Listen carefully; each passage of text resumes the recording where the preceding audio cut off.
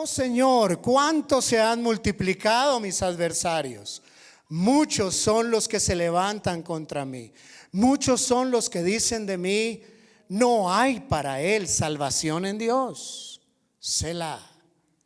Mas tú, Señor, eres escudo alrededor de mí, mi gloria y el que levanta mi cabeza. Con mi voz clamé al Señor y él me respondió desde su monte santo. Selah. Y me acosté y dormí y desperté, porque el Señor me sustentaba. No temeré a 10 millares de gente que pusieren sitio contra mí.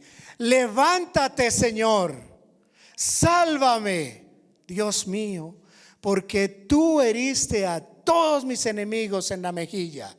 Los dientes de los perversos quebrantaste. Las salvaciones del Señor sobre tu pueblo, sea tu bendición. Selah. ¿Es posible la confianza en Dios?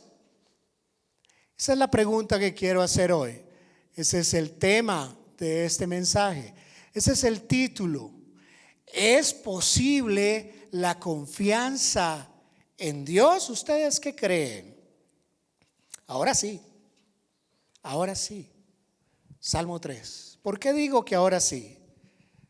Ahora sí es posible levantar nuestros ojos al cielo y clamar por ayuda, por justicia, por descanso.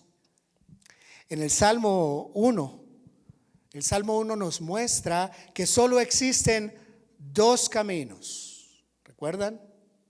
¿Cuáles son esos dos caminos? Solo hay dos tipos de personas que van por cada uno de esos dos caminos: el camino de los malos y el camino de los justos.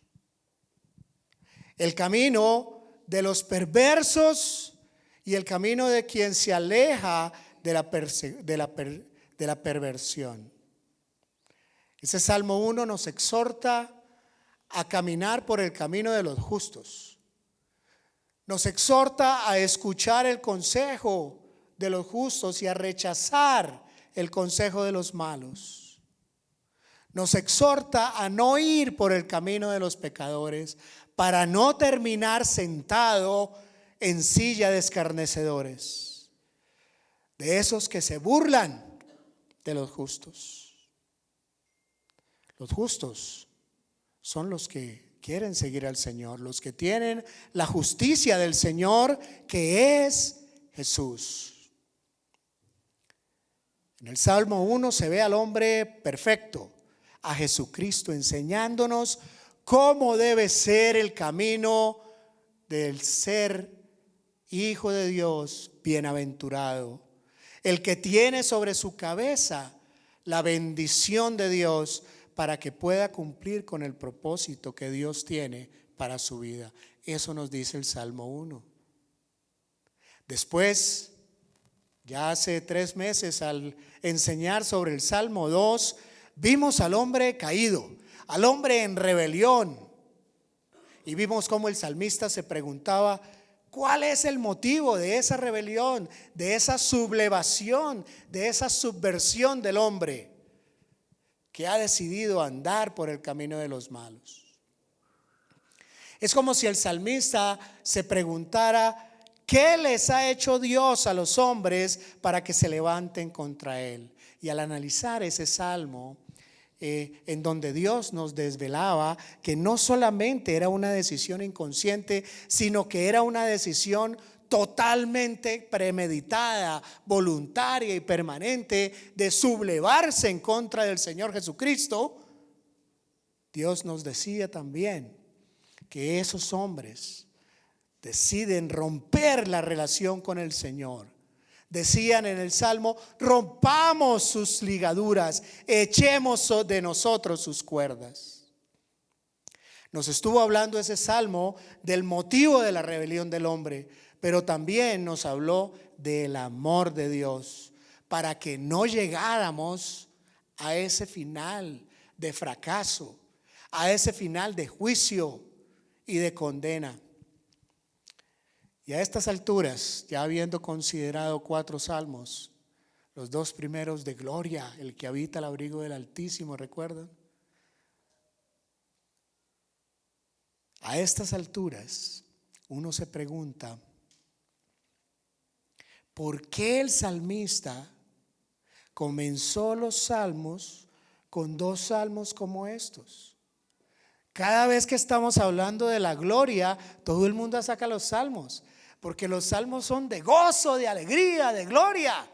Y uno se pregunta, ¿por qué entonces los salmos comienzan con estos dos salmos? ¿Por qué un libro dedicado a la alabanza, a la adoración, a cantar la grandeza de Dios Todopoderoso, del Dios creador de todas las cosas, empieza con dos salmos como estos? Uno que nos dice que solo existen dos caminos, el de la muerte para los que desobedecen a Dios y el camino que lleva vida para los que obedecen. Bueno, ahora empezamos a entender cuando leemos el Salmo 3. Podemos entender ahora que por qué el salmista empezó con esos dos salmos tan duros, para advertirnos de una cosa. Porque ¿de qué nos vale alabar a Dios? ¿De qué nos vale orar al Señor? ¿De qué nos vale cantarle al Señor si todo no surge de un corazón que ha decidido obedecerlo a Él y a su palabra? Gritar fuerte, clamar al cielo, pedirle a Dios justicia, consuelo, amparo, como acabamos de leer en el Salmo 3. Solo es válido, solo le vale a alguien que acepta a Dios. Ya se ha dicho en el Salmo 1 y 2. Y si no es así, es inútil, no sirve, no funciona. Por eso el libro de los Salmos comienza como comienza, con dos salmos que nos enseñan que solo hay dos caminos, que uno de esos caminos es el de la rebelión del hombre, una rebelión contra Dios y contra Jesucristo, contra su ungido, y el otro el camino de la reconciliación con Dios a través de su ungido, a través del Señor Jesucristo. Ahora sí, ya podemos levantar los cielos, los ojos al cielo.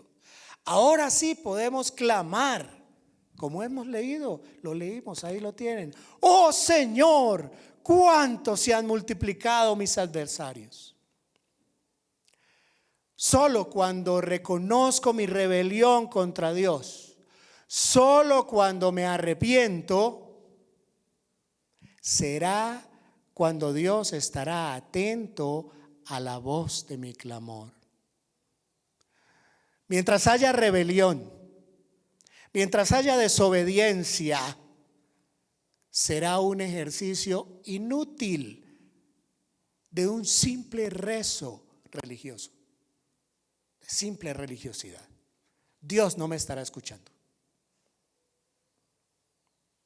En el Salmo 51, más adelante, y tendremos tiempo de llegar allá, en el versículo 17 dice: al corazón contrito y humillado no despreciarás tú, oh Dios.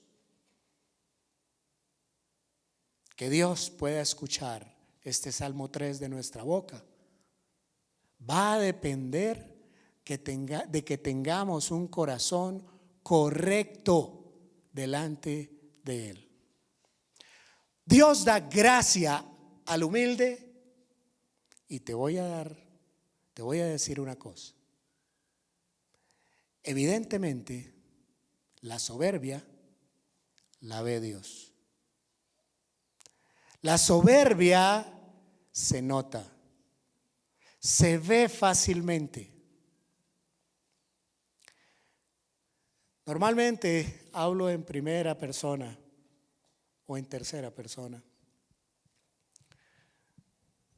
pero hoy tengo la sensación que ya hacerlo no pega, no cala. no penetra. Así que me van a perdonar y les voy a pedir permiso de hablar en segunda persona para cada uno.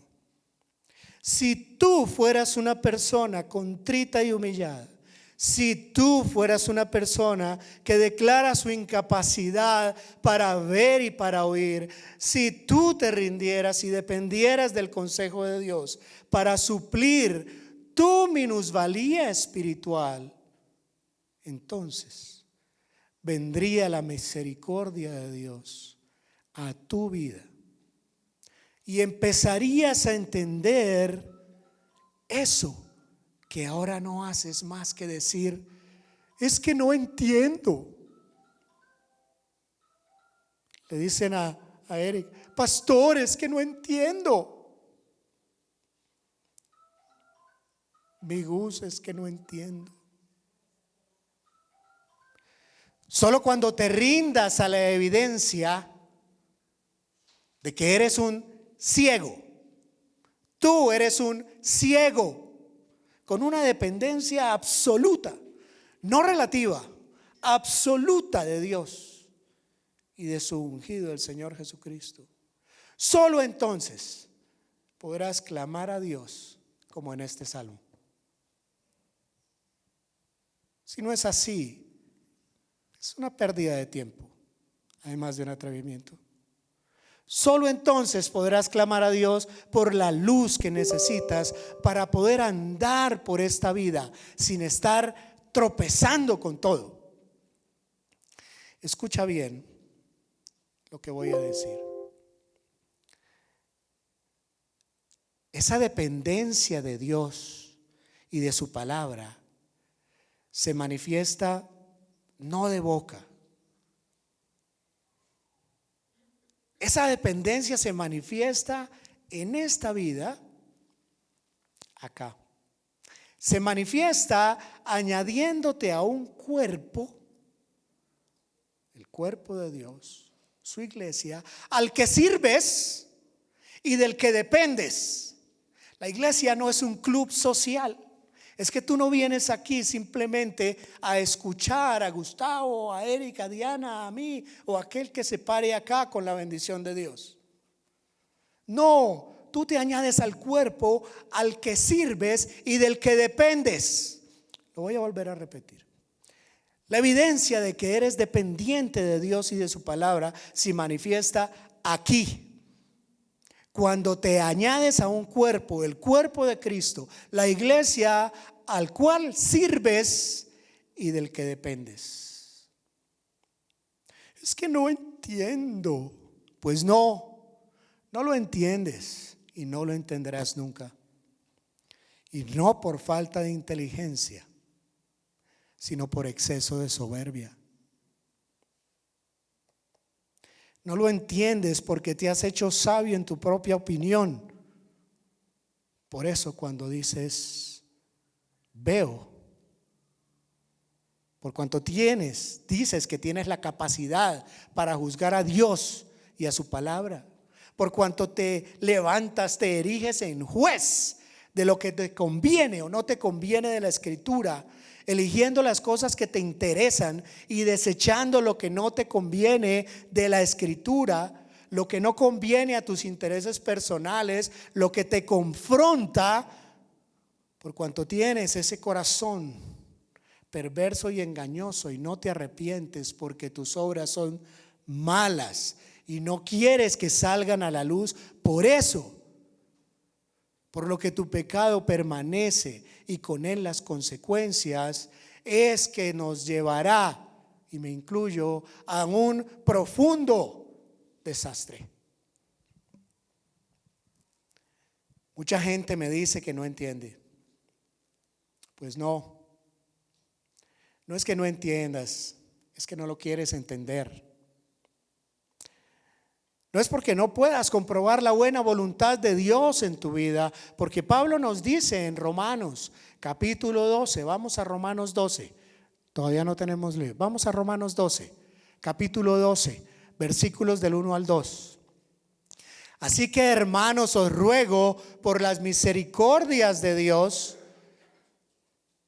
que presentéis vuestros cuerpos en sacrificio vivo, santo, agradable a Dios, que es vuestro culto racional. No os conforméis a este siglo, sino transformaos por medio de la renovación de vuestro entendimiento. ¿Para qué?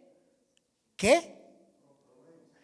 Para que comprobéis cuál sea la buena voluntad de Dios, agradable y perfecta. Mi hermano, no compruebas la buena voluntad de Dios en tu vida, no porque la palabra de Dios no sea comprobable, sino porque las obras del hombre son malas. Y vuelvo a la segunda persona, y quieres seguir viviendo en ellas. Por eso, por lo que quieres seguir viviendo en ellas, es que dices: no lo entiendo. Ese pastor es muy exagerado. Ese que predicó está yéndose a los extremos. Está sacándolo de contexto. Eso no es para mí. No, yo soy más inteligente. Yo estoy por encima de la Biblia. Ay, mis hermanos que se creen muy santos. Yo puedo determinar lo que está bien y lo que está mal, dicen ellos.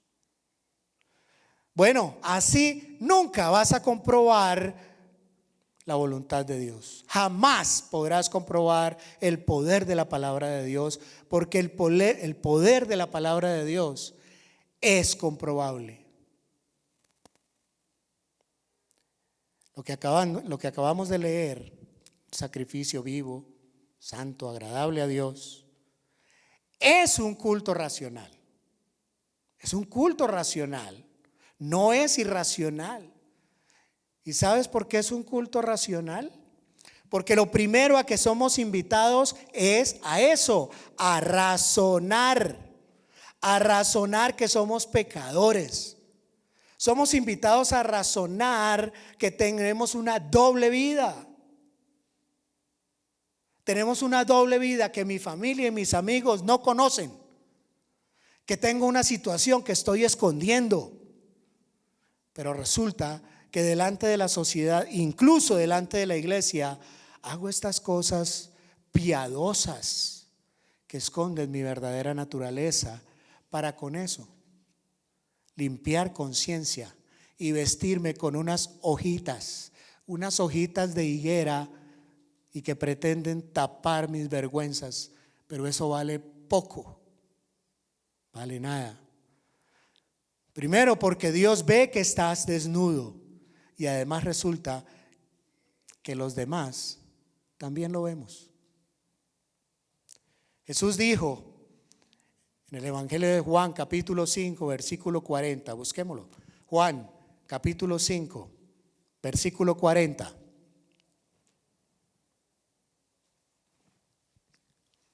Dijo Jesús: y no queréis venir a mí para que tengáis vida, por eso tu vida se está carcomiendo.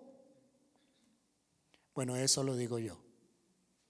Jesús dijo: no queréis venir a mí para que tengáis vida.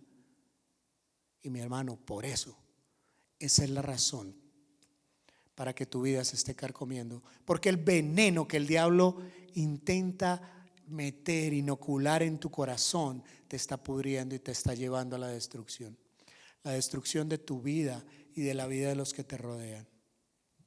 Destrucción que terminará por desmoronarlo todo.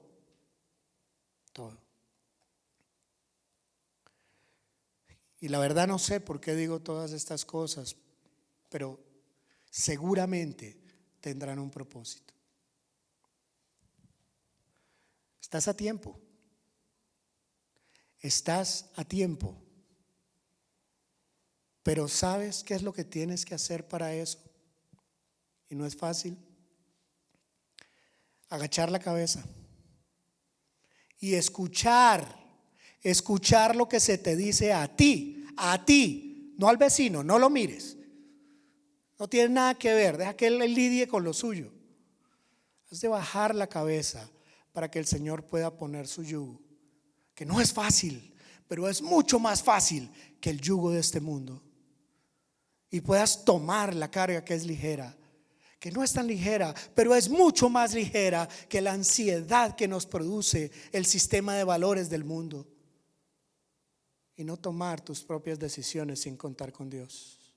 Así que, por favor, si eres uno de esos, deja ya de ser un simple asistente que llevas tantos años con una vida estéril, egoísta, que solo te estás engañando a ti mismo.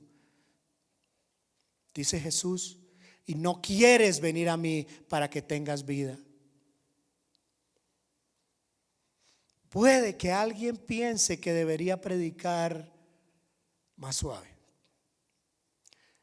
Puede que alguien piense que debería animarte al descubrir el campeón que hay en ti. Wow, campeón. No, no tienes ningún campeón en ti. Lo siento.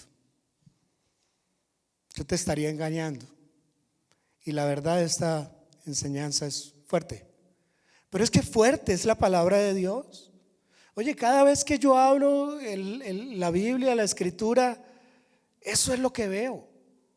Yo no veo otra cosa en la palabra. Pero para que sepas, y yo creo que los que me conocen lo saben, estas palabras de hoy no son de condena, son para restaurar, son de amor, de verdad. Además, era necesario para mí introducir el Salmo 3. Y era necesario introducirlo en esta manera tan fuerte. Porque si te fijas en el comentario que ponen los editores, bueno, todos tenemos, la mayoría, la Biblia electrónica, los que la tienen en físico, tal vez algunos de ellos tienen un título allí, ¿sí? Los editores los ponen ahí al principio de la Biblia, en el Salmo 3, que dice algo así que Salmo de David cuando huía de delante de Absalón. Y hoy te digo, ¿por qué estaba huyendo David? ¿Por qué estaba huyendo David delante de Absalón su hijo? ¿Sabes por qué era? Por las consecuencias de su pecado.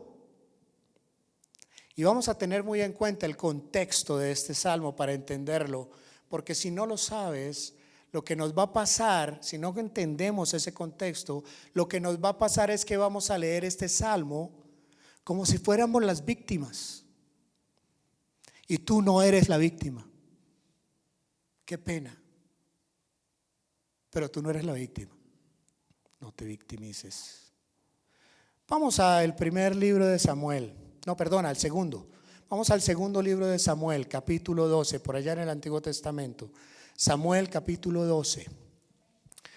Ahora, todos recordamos el pecado de David. ¿Cuál fue ese gran pecado de David? Levante la mano. ¿Quién es el valiente? Juan, duro. ¿Betsabé fue el pecado de David? No se la eches a Betsabé. Ella no era la mala. El pecado de David fue ignorar la palabra de Dios. Y vamos a ver por qué. El Señor ya le había perdonado cuando él escribió este salmo, pero también el Señor le había advertido de las consecuencias de haber tenido en poco la palabra de Dios. Vamos entonces a leer en el capítulo 12 del segundo libro de Samuel para ver el contexto y entender un poquito mejor. Samuel 12, versículo 9. Bueno, ya saben qué pasó, ¿no?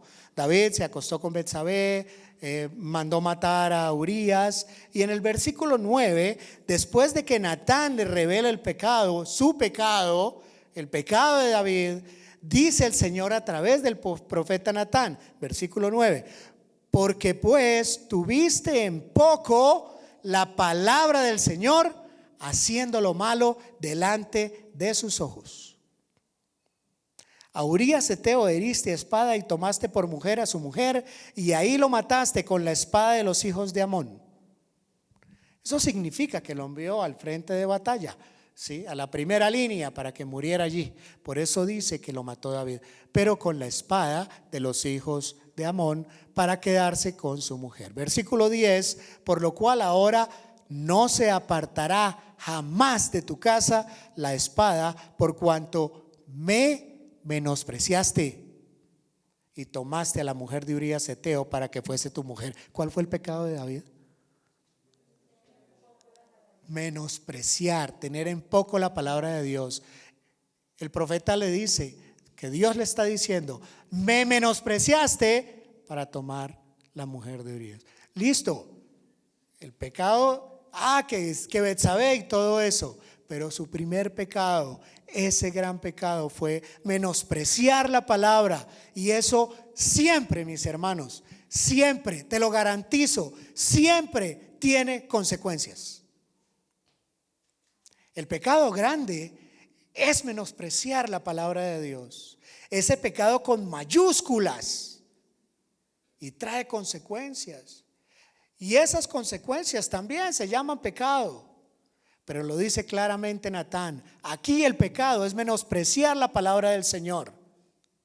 Versículo 11, vamos al versículo 11 de ese mismo capítulo. Así ha dicho el Señor: he aquí yo haré levantar el mal sobre ti de tu misma casa, y hoy lo vamos a ver, y tomaré tus mujeres delante de tus ojos y las daré a tu prójimo, el cual yacerá, se acostará, se revolcará con tus mujeres a la vista del sol, porque tú lo hiciste en secreto, mas yo haré esto delante de todo Israel a pleno sol, a la vista de todo el mundo. Y si quieres ver algo más sobre el tema apasionante que estamos leyendo ahí más adelante en el capítulo 16, ¿sí? Ve cómo se desarrolla el tema, pero no vamos a ir hoy en eso, te lo dejo de tarea en casa. Ahora, lo que quiero que veamos, lo que quiero entender es la respuesta de David, porque es interesante. Aquí la clave para poder clamar y ser oído es esa, hay una clave, ¿sí? Versículo 13: entonces dijo David a Natán: es que la mujer me provocó bañándose desnuda. ¿Dice eso, José? No, ¿cierto? No. Dice David: pequé contra el Señor.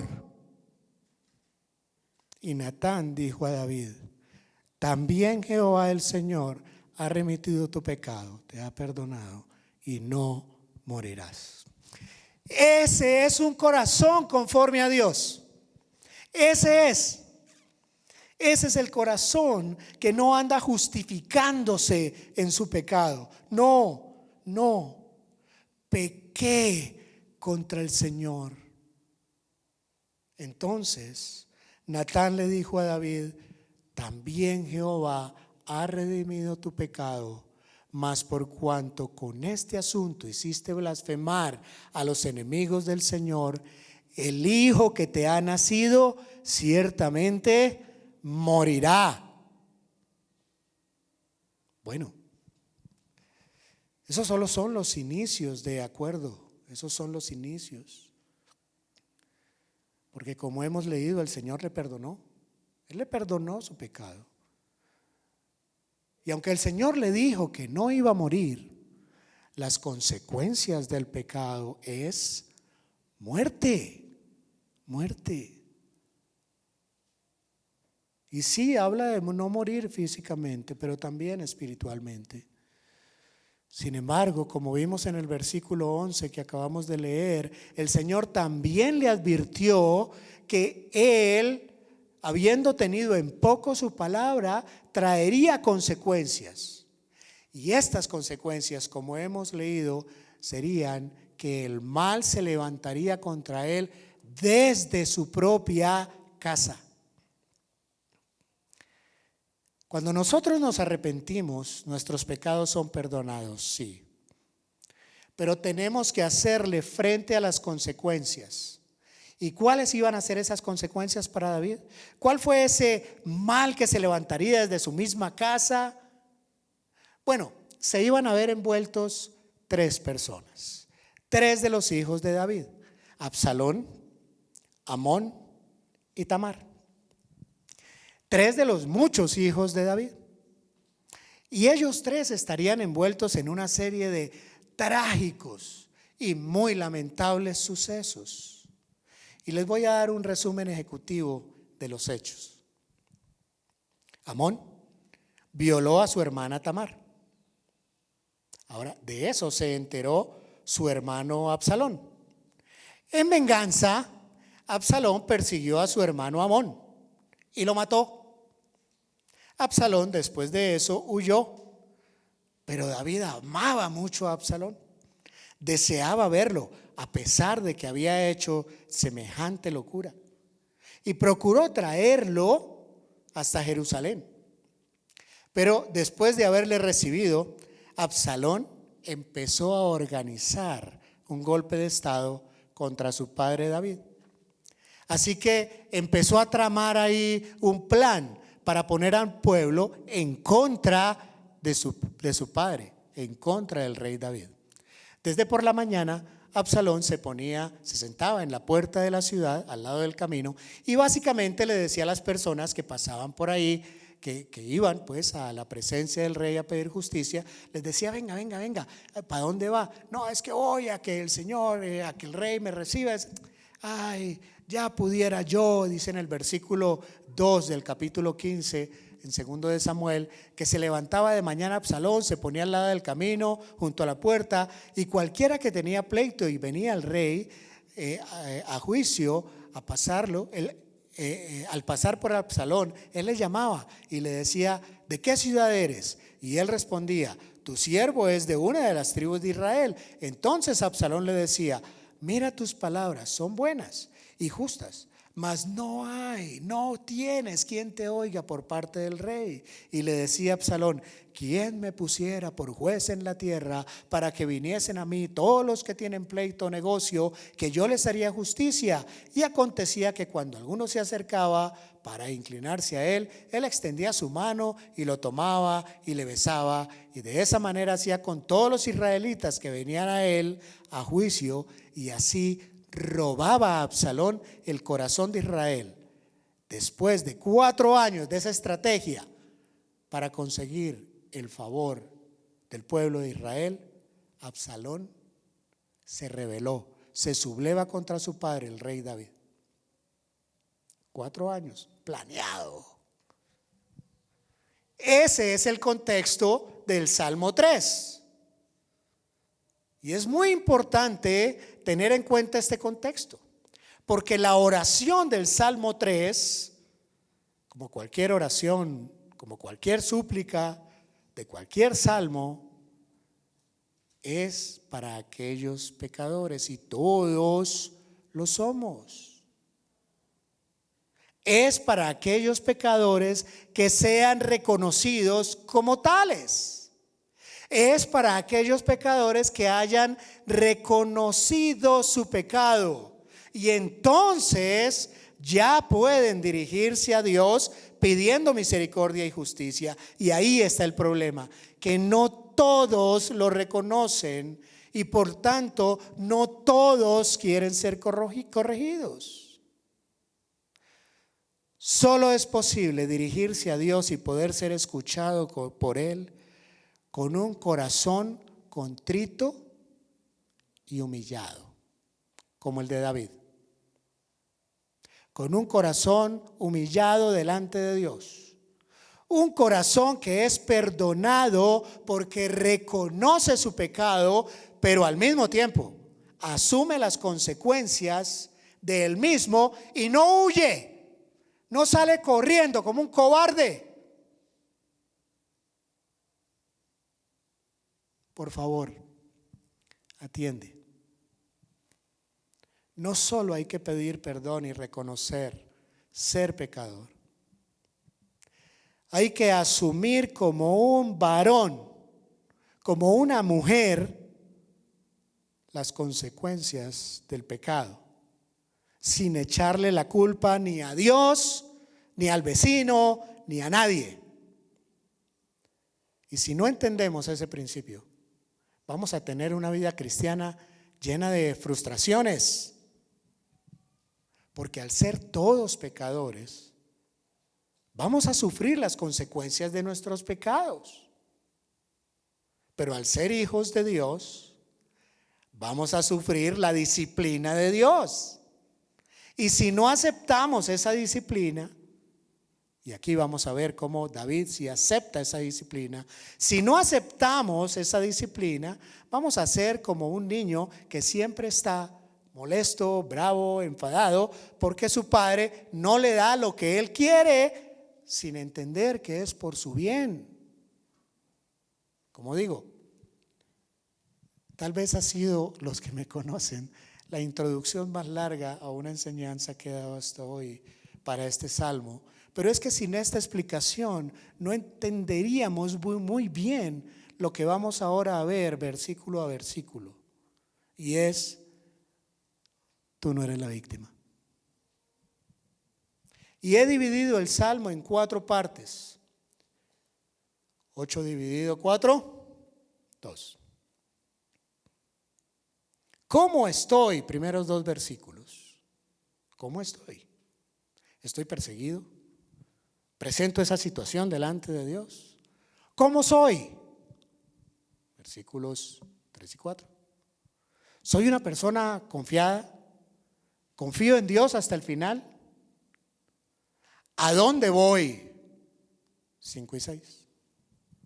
¿Voy al reposo de mi Señor en la fe en Jesucristo? ¿Me lleva al reposo? ¿Y en dónde me quedo?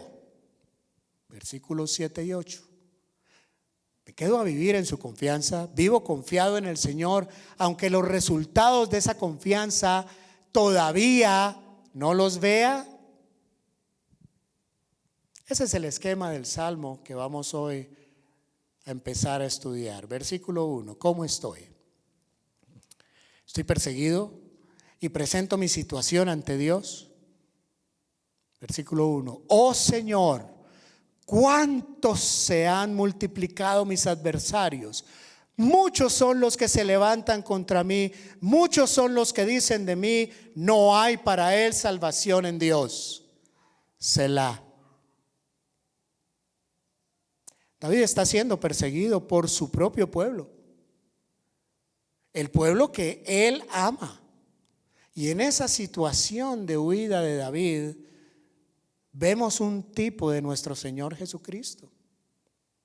Porque el Señor Jesucristo también fue perseguido por su propio pueblo. El pueblo de Jesús le persiguió y se rebeló contra él.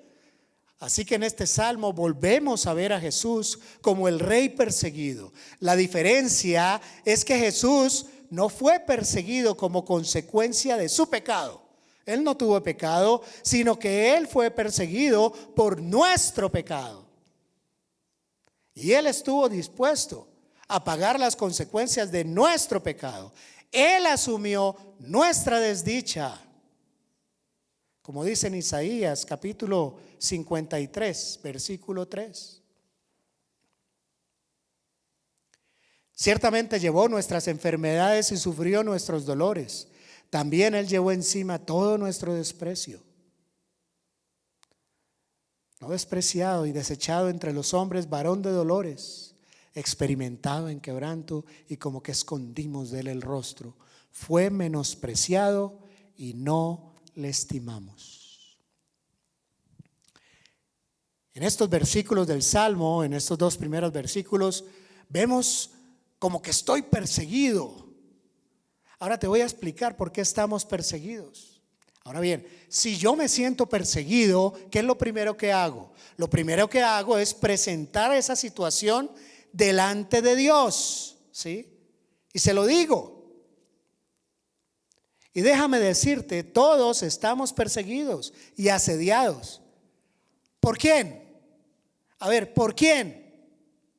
Después de esta introducción, por nuestro pecado. por nuestro pecado, por las consecuencias de este pecado que produce unas vidas de desastre.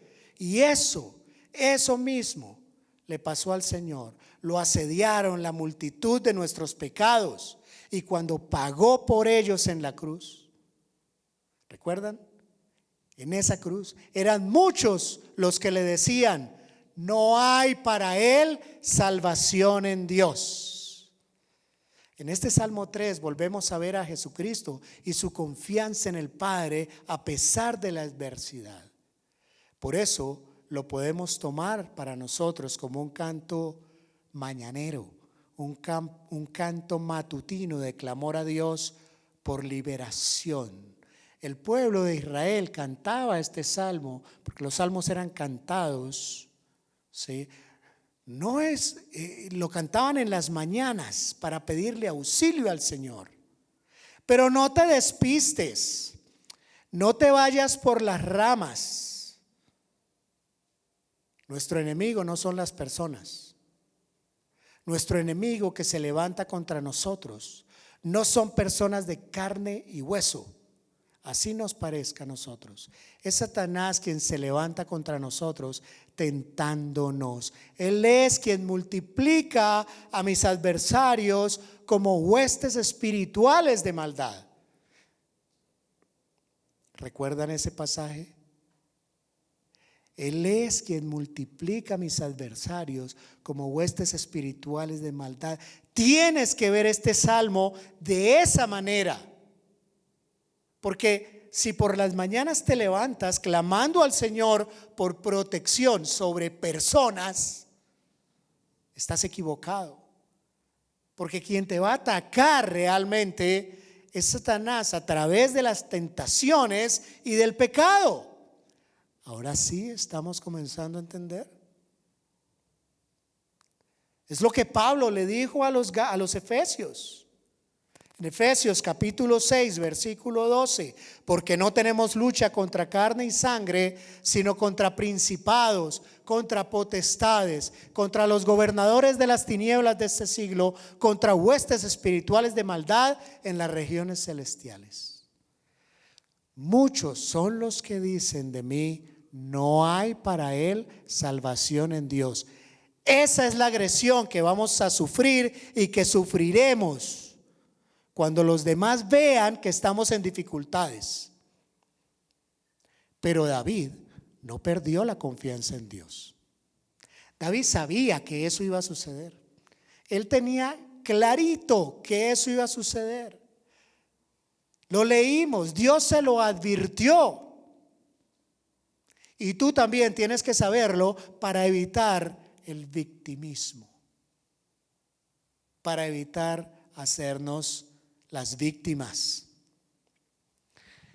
Es nuestra imperfección diaria. Por eso por ahí es por donde vamos a ser atacados con la acusación de que Dios nos ha abandonado. Bueno, a Jesús también le pasó. A él le pasó en la cruz. Cuando cargó en la cruz con las consecuencias de nuestro pecado, ¿recuerdan? Elohí, Elohí, lama sabactani. ¿Qué quiere decir? Dios mío, ¿por qué me has desamparado? Si somos verdaderos hijos de Dios, esa va a ser la más angustiosa de todas nuestras aflicciones. Que no haya en nosotros salvación en Dios. Por eso, y porque sabemos que es el pecado el que nos separa de Dios, nos separa en nuestra comunión con Dios, o al menos deberíamos saberlo, solo será el arrepentimiento y el clamor lo que pueda darnos lo que anhela nuestra alma: la presencia de Dios en nuestra vida. Muchos son los que dicen: de mí no hay salvación en Dios. Y cuando nos creemos esa acusación, el verdadero Hijo de Dios, ¿saben qué es lo que hace? se arrepiente, y subrayo la palabra, se arrepiente de esa condición. Porque cuando se arrepiente, acepta la disciplina del Señor. Cuando nos creemos esa acusación, es cuando nuestro gozo desaparece. Por eso, nunca esa acusación, y pongo un sí condicional, si realmente te has arrepentido, has cambiado de propósito y aceptas la disciplina de Dios y no andas quejándote como un chino chiquito. Bueno, así es como hay que leer este salmo.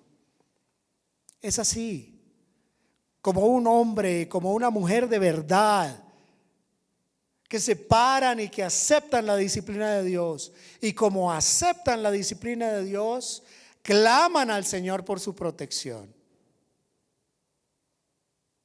Ahora vemos ahí que hay una palabra, Selah. Muy probablemente esta palabra significa una pausa en el canto. Los salmos eran cantados para pensar lo que se acababa de cantar. Así que Selah. Vamos a tomarnos un espacio. Vamos a tomarnos una pausa para reflexionar sobre lo que acabamos de aprender de estos dos versículos. ¿Qué es? Bueno, pues que serán muchos los enemigos que tendremos que hacerle frente en cuanto nos levantemos por la mañana. Es un canto matutino, mañanero. Es un canto en donde levantamos una oración de mañana. Y tenemos que saber que vamos a levantarnos y vamos a tener muchos enemigos. Y entre muchas otras cosas nos dirán que no tenemos salvación, que Dios no existe. Pero hay algo importante que quiero que reflexionemos antes de continuar. Y es que, como acabamos de comprobar en estos versículos que hemos leído y los que vamos a leer, David muestra una confianza en Dios irreductible. Él muestra una confianza en Dios hasta el final. Y eso a pesar que David tenía unos defectos terribles. Bueno, ¿cómo puede ser eso? ¿Cómo puede ser que alguien pueda tener esa confianza en Dios tan tremenda, sabiéndose tan pecador? Pues porque David reconocía su condición y se arrepentía profundamente. No se justificaba, no le echaba la culpa al del frente, al del vecino, al de atrás. Somos muy dados a justificarnos, a echarle la culpa al que está al lado, al que está enfrente, a alguien o al Señor mismo inclusive. El Señor que me está confrontando con mi pecado. ¿Viste? ¿Viste la respuesta de David? Él no dijo nada de eso. Y es precisamente por eso, por lo que también podemos tener confianza hasta el final. Sí, Dios perdonó. Dios soportó a alguien como a David. Increíble. Eso solo significa que también Dios lo puede hacer conmigo y lo va a hacer conmigo. Claro, sí me arrepiento, sí acepto su disciplina.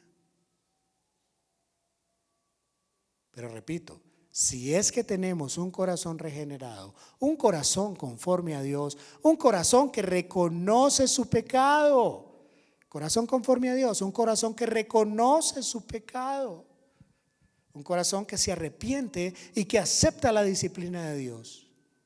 Esa disciplina que Dios le impone por esa rebelión que tuvo al no considerar su palabra, al no considerar al pastor y su consejo. Porque ¿cómo puedo decir que acepto la palabra de Dios a quien no veo si no soy siquiera capaz de considerar al pastor en su consejo, al cual sí veo? Porque es que yo he tomado la libre decisión de tener a esos pastores que tengo.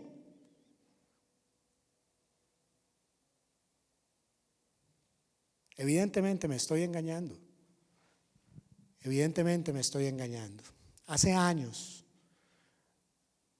teniendo el privilegio de ejercer el pastorado en Girardot, una persona recién convertida llegó a la iglesia y entonces comenzó a tener un comportamiento no muy adecuado. En realidad no fue nada grave, no vale la pena decir que fue, pero no era adecuado. Y yo lo llamé porque no quería que se repitiera. Y en la carne le sentó muy mal, no lo entendió. Porque es que cuando nos llaman la atención, eso no es rico, a nadie le gusta. Y le dije que no estaba dispuesto a perder el tiempo, que si quería ser corregido yo estaba allí para servirle, pero que si no, ahí está la puerta. Y su reacción fue: ¿sabe, pastor? Hay muchas iglesias por ahí, pero miren, en décimas de segundo fue como si le hubiera caído un rayo. Cambió su cara, cambió su actitud.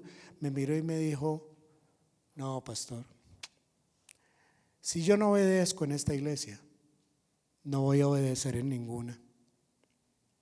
Yo me quedé pensando, para mis adentros, no se lo dije a él, le dije: no te lo ha revelado ni carne ni sangre, sino mi Padre que está en los cielos. Recién convertido. Eso no se aprende. Eso el Espíritu Santo es el que lo pone, el que lo dice. Un año después, como año y medio después, llamé a una persona que constante y continuamente estaba en rebeldía. Escuche lo que voy a decir, y no me estoy jactando de eso. Le di la misericordia de la disciplina. Se la puse enfrente. Le di la misericordia de la disciplina o la posibilidad de tomar la puerta y salir. Y ni siquiera quiso escuchar en qué consistía la disciplina. En cambio, me miró arrogantemente y me dijo me dijo a mí y por intermedio mío a todos los ancianos, que nos creíamos mucho café con leche, que nos creíamos que éramos muy santos, y se marchó.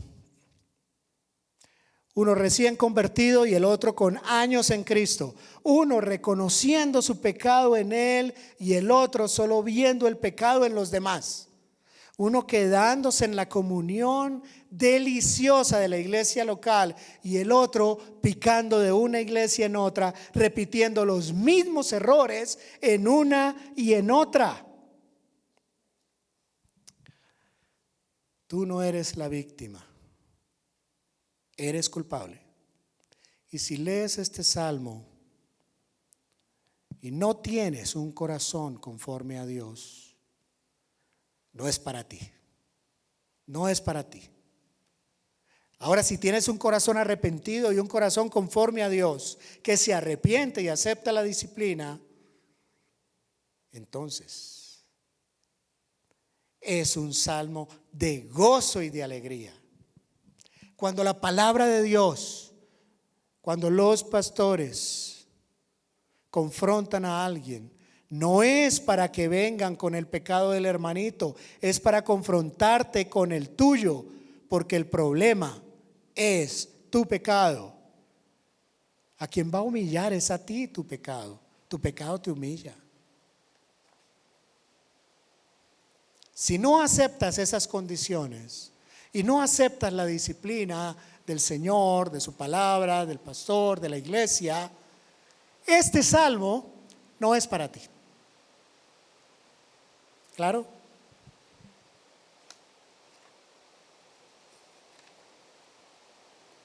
¿Cómo estoy? Ahora, segundos 2 versículos. ¿Cómo soy? Confiado en Dios hasta el final. Y como dice el pastor Gustavo, está lloviendo, no me pueden ir. Eso me da unos minuticos más. Mas tú, Señor, eres escudo alrededor de mí, mi gloria y el que levanta mi cabeza. Con mi voz clamé al Señor y Él me respondió.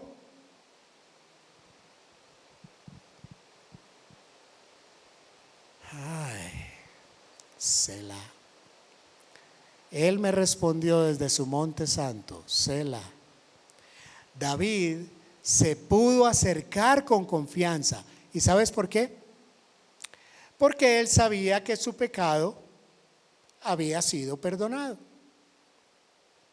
Por eso también nosotros podemos acercarnos con confianza a Dios. Él, David, a pesar de su imperfección, sabía que tenía que soportar, llevar las consecuencias de esa imperfección, pero tenía confianza que Dios le aceptaría. Y nosotros debemos hacer exactamente igual, lo mismo, porque aunque el Señor nos ha avisado de las consecuencias, también Él nos dice, si confesamos nuestros pecados, Él es fiel y justo para perdonar nuestros pecados y limpiarnos de toda nuestra maldad. No dice si confesamos los pecados del hermanito. De verdad, mis hermanos, es que ahí está el problema. Siempre nos justificamos en lo que los demás están haciendo. Ah, sí, ¿y por qué me la echa a mí? Es que no está viendo allá. Mírela, ¿sí ve, no? ¿Por qué me la tiene que montar a mí? Ese es el problema. Hemos de confiar en nuestro Señor. Dios no desampara a aquel que le busca con un corazón limpio, con un corazón que reconoce su situación, con un corazón que acepta como un varón, como una mujer delante del Señor la disciplina que Dios le impone. Claro que sí, Señor, claro que sí. Me lo merezco, Señor, pero clamo a ti. En esa actitud es que hay que leer el Salmo 3. Es en esa actitud. Es una actitud de protección, de confianza. David sabe que Dios, que le está disciplinando, está ahí y que tiene misericordia con él. David sabe algo que debemos aprender, y es que la disciplina es misericordia. Y cuando alguien no acepta la disciplina de Dios, cuando alguien no acepta esa misericordia, las consecuencias del pecado son inevitables. Inevitables, porque es una espiral y es una bola de nieve que va creciendo, que va creciendo, que va creciendo.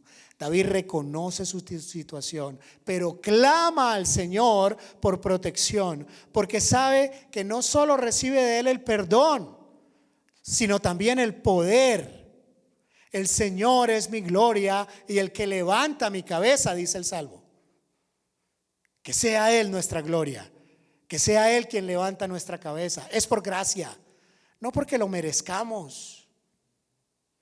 De hecho, si alguien no merecía esa misericordia de ser escuchado, pues era David, que había hecho cosas terribles, pero aceptó el perdón y aceptó la disciplina.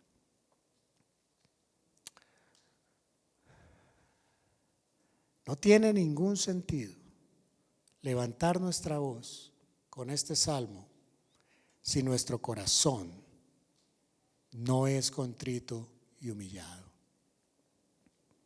Y aquí quiero detenerme un poquito, porque dice en el versículo 4, con mi voz, fíjense, con mi voz Clamé al Señor y Él me respondió desde su monte. Y aquí quiero parar un poquito. ¿Quién es el que está clamando en este salmo? David. Él es el que está clamando.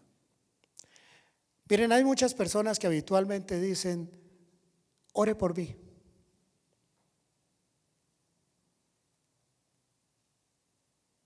¿Te ha pasado, Pastor Eric? Mucho, ¿cierto? ¿Te ha pasado, Lorita Torres? Y ustedes lo hacen. Me consta. Me consta. Pero resulta que esas personitas nunca se conectan a las reuniones de oración. Resulta que cuando uno les dice eso, oye, conéctate a la reunión de oración, siempre oye la misma disculpa: es que estoy muy cansado, es que usted no sabe cuánto me toca trabajar, es que no puedo. Mira, ahí dice: con mi voz clamé al Señor. Y eso significa que soy yo quien puede y debe entrar en la presencia del Señor para clamar por seguridad. Mira, no está mal que pidas oración, no me malinterpretes, pero no tiene ningún sentido pedir oración a los demás, ¿sí?, si tú no estás ahí en la brecha, si tú no lo haces, porque eso me demuestra que tú no crees lo que dices que crees. Mira, no pidas oración si no estás dispuesto a tener comunión con este cuerpo, con la iglesia local. No me pidas oración porque yo, y estoy seguro y no me lo van a refutar, ni Eric, ni Glorita, ni José, ni Diana, ni Gustavo, ni María Cristina somos religiosos. Nosotros no somos religiosos. No tenemos un acceso especial a la presencia de Dios. Somos tan pecadores como tú y posiblemente más. Podemos orar, sí, pero hagámoslo juntos para recibir un oportuno socorro, para recibir una respuesta del Señor desde su monte santo, porque es precisamente cuando tú clamas que Dios te responde a ti y eres tú el que necesita recibir una respuesta. Eres tú el que necesita escuchar de Dios esa respuesta, no yo. A mí me encantaría que todos los que dicen ore por mí después vinieran y decir: el Señor me habló. Pero no, todos esperan y vienen a uno a decirle: Pastor Eric, ¿qué le dijo a usted el Señor sobre la oración que le pedí? ¿Qué palabra tiene para mí, pastor? Qué descaro. Así no es. No tenemos una religión, tenemos una relación con el Señor. Y es una relación personal, y te das cuenta en David, es muy personal. Si no clamas tú, no te responderá a ti. Cristo murió por ti. ¿Y eso qué significa? Entre muchas otras cosas, que Él tiene una relación contigo. Mis ovejas oyen mi voz, yo las conozco y me siguen. ¿Y cómo van a oír tu voz si no le preguntas? ¿Cómo van a oír tu voz si no le hablas? ¿Cómo lo vas a conocer si tú y Él no se hablan? Y todo lo quieres por intermedia persona. ¿Cómo lo vas a seguir si no le oyes? Ay, hermanito, ore por mí, pero se quedan en casa porque están cansados. Tú eres el que puedes acercarse a Dios, tú eres el que debe acercarse a Él. Él te escucha. Eres tan importante o más que yo, más importante. Y entender esto es fundamental, porque si no el cristiano comienza a caer en religión. Y para eso, mis hermanos, sin ofender, hay muchas parroquias por aquí cerca. Por supuesto, si estás en comunión con Él, yo estoy seguro que te va a responder. No siempre como te gustará, te puede responder con un sí, con un no, con un todavía no, qué sé yo. Pero tendremos que tener paciencia y no precipitar nuestras decisiones. Hemos dicho que los versículos 3 y 4 reflejan confianza en Dios hasta el final. Ahora, ¿a dónde voy? 5 y 6. Bueno, la fe en el Señor me lleva al reposo. Dice, yo me acosté y dormí y me desperté porque el Señor me sustentaba. No temeré a 10 millares de gente que pusieren el sitio contra mí. ¡Wow! Y llegamos a un punto en donde ahí ya yo sonrío, porque es que escucho tanto. Y buenos días, ¿cómo dormiste? Bien, pero me faltó. ¿Cómo dormiste? No les han preguntado. Pregúntenle a los hermanos cómo duermen. A ver si este salmo es una realidad en sus vidas. Yo me acosté y dormí y desperté porque el Señor me sustentaba. Saber que todo está sustentado en Cristo. Saber que incluso en la noche puedo respirar. Porque quien sustenta mi respiración es Cristo. Y te lo está diciendo alguien que no podía respirar. Y que estuvo al borde de una intubación. Y su única confianza tuvo que ser Cristo, porque termina cerrando los ojos y tú no tienes ni idea si te vas a morir porque no puedes respirar. O hay alguien aquí que respire a voluntad en la noche cuando está dormido.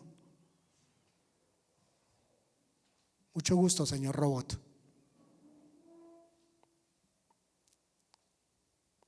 Él sustenta mi respiración. Él me da las fuerzas para acostarme sin angustia y poder dormir y poderme levantar y enfrentar un nuevo día con confianza. Es Él. Ahí entendemos cuando el Señor nos dice: no os afanéis por el día de la mañana. Dios tiene el control de todo, aunque las circunstancias que te rodean sean desfavorables. Y cuando por obligación de tu espíritu tienes durante un mes que acostarte boca abajo y decirle: Señor, confío en ti. Que si abro los ojos, alabado sea el Señor. Pero si no, estaré en tu presencia y duermo tranquilo, confiado.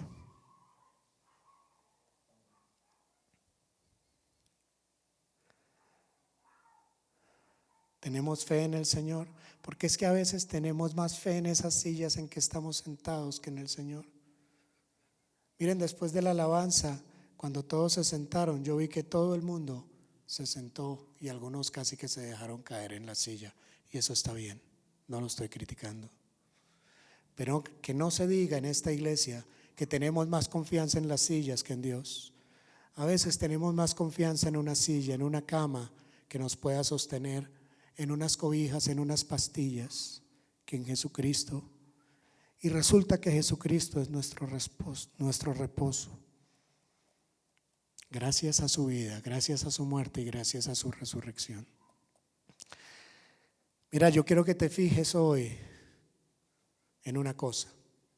Este salmo es bueno para comenzar cada jornada. Y lo que dice es muy interesante y quiero que prestes atención. No temeré a 10 millares de gente que pusiera en sitio contra mí. ¿Cómo puede ser que alguien diga esto con semejante contundencia, con semejante seguridad, que no teme a esa cantidad de enemigos? Está loco. Es de una persona loca. ¿Tú crees que es que David era muy valiente? Pues no. No hay ninguna valentía en David, no la había. No. David no era soberbio en esta frase. Él no era temerario. David era humilde. Lo que pasa es que él sabía que Dios sí es poderoso y que él sí puede derrotar a sus enemigos. David era humilde. Y ese no temeré no está dicho con soberbia. Te puedes levantar y si tu corazón es contrito y humillado, puedes decirle al Señor: no temeré si 10,000 hicieron sitio contra mí. Estoy convencido que la valentía de verdad solo viene del temor a Dios. Entonces, en ese momento, ya no temes lo que te hagan ni lo que te digan los hombres. Y para terminar, ¿en dónde me quedo? 7 y 8. ¿En dónde me pone después de toda esta disertación y de entender que el versículo no dice lo que creíamos que decía y no estábamos en la condición que deberíamos estar para apropiarnos de este salmo? Versículo 7: levántate, Señor, sálvame, Dios mío, porque tú eres el que da a todos mis enemigos en la mejilla. Los dientes de los perversos quebrantaste. Mis hermanos, la salvación es del Señor y es sobre su pueblo. Selah. Levántate, Señor, sálvame, Dios mío. Eso es una súplica. Levántate, Señor, sálvame, Señor. Es una súplica, pero no es una orden. Es que hay por ahí muchos cristianos que decretan, que declaran, que ordenan a Dios para que cumplan sus promesas. No, aquí no se trata de eso. David no está ordenando. Qué triste. No, esa no es la actitud. Dios no es mi sirviente, Jesús es mi Señor. Esa actitud tiene que ser diferente. Aquí leemos otra cosa, es una actitud de súplica. Levántate, Señor, sálvame, Dios mío. No se trata de tus capacidades. Es Dios quien hiere a todos tus enemigos en la mejilla y les arranca los dientes. Y en este punto te voy a recordar quiénes son mis enemigos. No pienses que es el compañero de clase, de trabajo, al que Dios le va a arrancar los dientes. No. Como ya lo dijimos, mis enemigos, quienes se levantan contra nosotros y nos persiguen, no son personas de carne y hueso. Es Satanás el que se levanta contra nosotros, tentándonos, el que multiplica a los adversarios como huestes espirituales de maldad. Y otra cosa, la última ya, muy interesante, es la actitud de David en este versículo final. Vemos cómo David desea la bendición sobre su pueblo. Oigan, el pueblo lo estaba persiguiendo y él desea la bendición sobre su pueblo que le está persiguiendo, que va detrás de él, encabezados por su hijo Absalón. La salvación no la otorgamos nosotros, menos mal, porque a nosotros nos gustaría quitársela a muchos. Afortunadamente no somos nosotros, es un don de Dios, es un regalo. Y repito, menos mal, porque yo soy muy injusto. Por eso dice Pablo, no hay justo ni aun uno. Y si yo me considero justo es porque estoy justificado por la sangre de Cristo. En mí no hay nada de justicia y tampoco depende del que quiere ni del que corre, sino de Dios que tiene misericordia. Por eso dice aquí, la salvación es del Señor. Selah. Y vamos a hacer una pausa. Y una última reflexión final, 15 segunditos. Solo la fe, la confianza en Dios nos lleva a un verdadero descanso.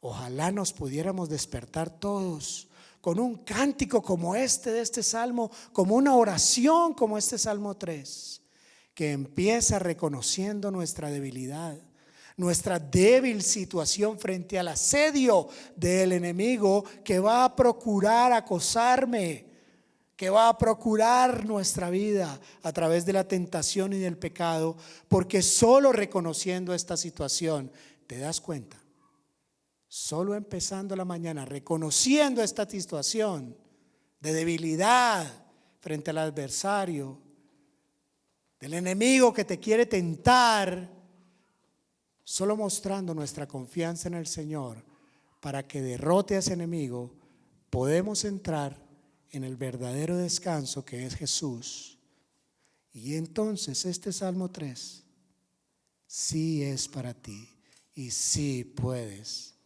tener confianza en el Señor y tener victoria. Dios te bendiga.